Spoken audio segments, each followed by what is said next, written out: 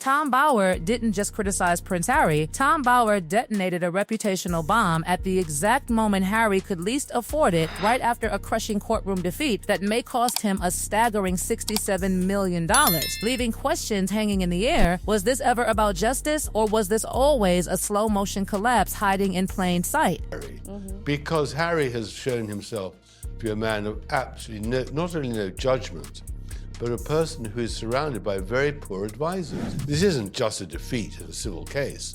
This is Harry being exposed as not telling the truth under oath in the King's Court. This is serious stuff. Make it clear to Harry that the Sussexes are not welcome at all in Britain for a very, very long time.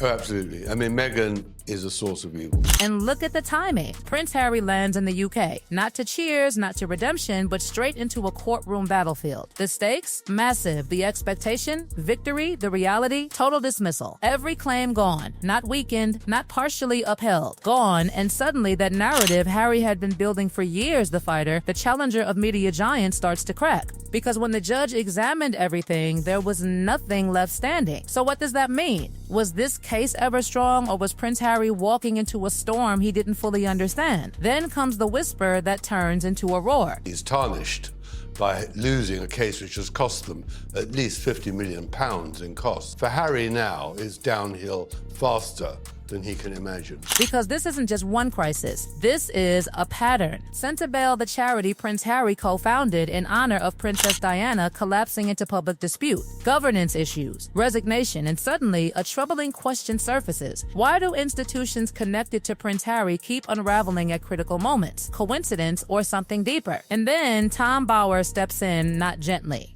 not diplomatically, but with a precision that feels almost surgical. His reputation, because we've had controversy around the charities. He's lost control of Sentebale, a charity that he co-founded. He's being sued by Sentebale. And being sued. Yes, he's being sued by Sentebale right now. For defamation or something. defamation, yeah, absolutely. By the charity. Yes, his own charity that he started. Not ideal. Then you've got African Parks. He's on the board of that, and he used to be the chief operating officer of it, and they're shrouded in allegations about the abuse of African tribes. Then you've got the Archwell Foundation, or Philanthropies, or whatever it's called this week. Whatever it is. Which has effectively been shuttered. And then you've got Invictus, which is losing sponsors left, right and centre. And now this. No, this is a major blow to Prince Harry. Tom Bower doesn't just question the case. Tom Bower questions the entire decision-making chain around Prince Harry. Why did the lawyers not stop him? Why was Prince Harry encouraged to proceed? And here's where it gets uncomfortable, because Tom Bower suggests something chilling, that the longer the case dragged on, the more money the legal team made. So who was really winning during those years of litigation? Not Prince Harry, not his reputation, but someone was benefiting. And Prince Harry kept going, spending, believing, pushing forward as if victory was guaranteed, until it wasn't. And by the time reality hit, it was too late to walk away clean. Well, I'm sure he thought he was going to win, because the lawyers around him kept on encouraging him. And you've got to look at the role of the lawyers in all this. They've been on a gravy train, earning tens of millions of pounds because of the action against the Murdoch Empire and then against the Mirror Group. They won a lot of money. But this time, they thought they had it all sewn up because they had a concocted fraudulent statement, and they didn't realize it was so phony. Until, of course, one wonders how they got it in the first place. This was supposed to be a comeback moment. Invictus Games, a platform of strength, of purpose, of redemption. But instead, the courtroom loss swallowed everything. It didn't just overshadow the moment, it erased it. And suddenly, Prince Harry isn't walking into the UK as a figure of resilience, but as someone carrying a very public defeat. So what happens when your redemption story collapses before it even begins? The opposite has happened. It's become, for them, an absolute nightmare. And I think it's really Meghan. He's under, I was already said in my book, Betrayal, that he was brainwashed by Meghan. And of course, he continues to be brainwashed by her. And he is actually, I think, by now, at wit's end. He doesn't know what to do. He's been humiliated in London today.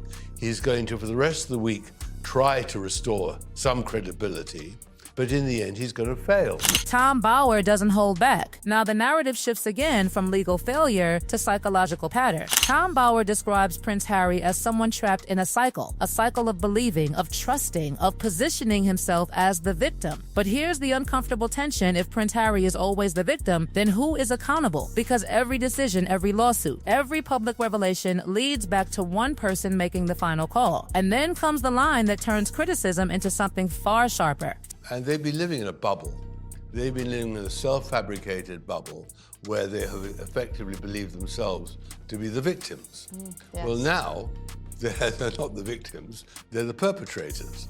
They're the people who have victimized the Daily Mail and all the journalists who were honest. Tom Bauer calls it out directly. Pride, persistence, refusal to stop. And suddenly, it's not just about one failed case, it's about a pattern of pushing forward even when the warning signs are impossible to ignore. So the question becomes louder. Was Prince Harry fighting for justice, or was Prince Harry unable to recognize when to walk away? And the consequences don't stop at courtrooms, because now even the people around Prince Harry come into focus. Advisors leaving, guidance disappearing, and Tom Bauer paints a picture that feels isolating, a man making increasingly high-stakes decisions without the safety net he once had inside the royal structure. So who is steering now? And more importantly, who is benefiting from the direction he's being pushed in? Then the narrative twists again into something more personal, more uncomfortable, more revealing. Because this isn't just about lawsuits anymore. This is about reputation, about boundaries, about decisions that don't just affect headlines, but real people. The memoir, the revelations, the names, the stories that perhaps should have stayed buried. And suddenly, Tom Bauer introduces a devastating idea that Prince Harry hasn't just been targeted, but may have created new victims along the way. And that changes everything. Because if the mission was to expose, to challenge, to fight, then why does the fallout keep circling back to Prince Harry himself? Why does every battle seem to leave deeper damage behind? And here's where the silence becomes suspicious. Because behind every decision, every lawsuit, every public moment, there's a pattern forming, a pattern of escalation, of belief, of consequences that arrive too late to reverse. And Tom Bauer's most brutal suggestion lingers in the air that this isn't just a series of unfortunate events, but a slow, unfolding self-destruction playing out in real time. And this is where Tom Bauer takes everything even further. Because Tom Bauer doesn't just stop at Prince Harry's courtroom defeat, Tom Bauer expands the damage into something much bigger, something far more dangerous: reputation, trust, and the slow collapse of control. Tom Bauer makes it brutally clear Prince Harry didn't just lose a case, Prince Harry lost the moment Prince Harry needed the most. The Invictus Games, which were supposed to lift Prince Harry back into a position of strength, suddenly became overshadowed by a courtroom humiliation that refused to stay contained. And that's the part that keeps raising eyebrows. How did Prince Harry allow such a high-risk legal battle to collide directly with such a critical public moment? Was that confidence, or was that miscalculation hiding behind certainty? Then Tom Bauer sharpens the attack again, and this time it turns deeply personal. Tom Bauer suggests something that changes the entire narrative, that Prince Harry repeatedly steps into the role of the victim, even when Prince Harry is the one making the decisions that lead to these outcomes. And suddenly, the story stops being about external enemies and starts pointing inward. Because if Prince Harry continues to follow advice that leads to failure, then why does Prince Harry keep trusting the same cycle? And the words get harsher, much harsher. Tom Bauer doesn't soften it. Tom Bauer questions Prince Harry's judgment directly, describing a pattern where Prince Harry keeps pushing forward even when the signs are flashing red. And this is where the tension becomes impossible to ignore, because if Prince Harry cannot recognize when to stop, then what happens next? What happens when the stakes get even higher? But the damage isn't contained to Prince Harry alone. It spreads. Quietly, relentlessly, Tom Bauer introduces a chilling idea that Prince Harry has pushed experienced advisors out of Prince Harry's own circle, that the guidance Prince Harry once had inside the royal family no longer exists in the same form. And that leaves a vacuum, a dangerous vacuum, because without strong counsel, every decision becomes riskier, every move becomes heavier, and every mistake becomes louder. And then the story pivots into something even more uncomfortable: the consequences of exposure. Tom Bauer points directly to Spare, Prince Harry's memoir, and suddenly the narrative shifts from legal battles to personal personal choices that ripple outward, names revealed, stories exposed, people pulled into the spotlight without warning. And Tom Bower's argument lands hard that Prince Harry hasn't just been fighting battles, Prince Harry has been creating them. That Prince Harry hasn't just been targeted, Prince Harry has also caused damage. And that realization changes the entire equation.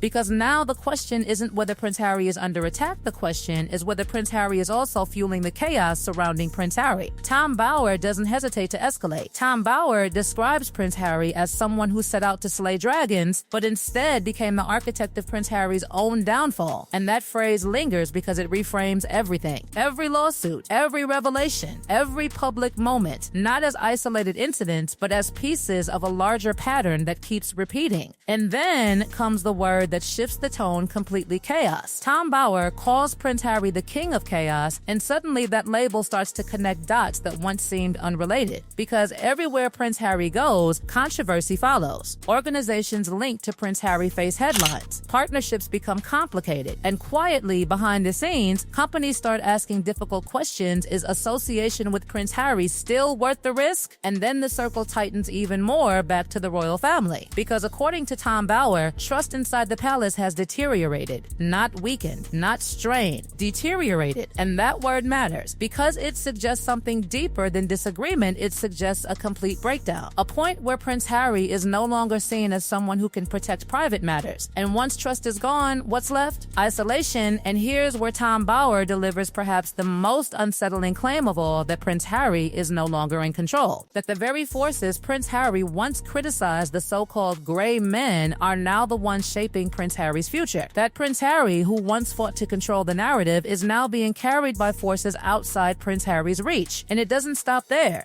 Because even major organizations are stepping back, sponsors questioning involvement, relationships cooling. And Tom Bower paints a picture that feels almost surreal: a couple who once had everything, now navigating what he describes as a period of self-destruction. Prince Harry and Meghan Markle, once positioned at the center of global attention, now facing uncertainty that grows with every decision. And then comes the most explosive accusation, one that refuses to stay quiet. Tom Bower directly names Meghan Markle, calling Meghan Markle a central influence behind the trajectory, calling Meghan Markle focused on self-promotion, calling Meghan Markle a driving force in decisions that have led to this point. And suddenly, the narrative expands again from Prince Harry alone to Prince Harry and Meghan Markle as a unit moving through controversy together. And that's where the tension locks in. Because if Tom Bower is even partially right, then this isn't just a setback. This is a turning point, a moment where every past decision collides with the present, a moment where the future becomes uncertain in a way that can't be easily reversed, and a moment where the biggest question is no longer about what Prince Harry lost in court, but whether Prince Harry and Meghan Markle can stop what comes next. Because the pattern hasn't stopped, the consequences haven't settled, and the story still feels like it's building towards something even bigger.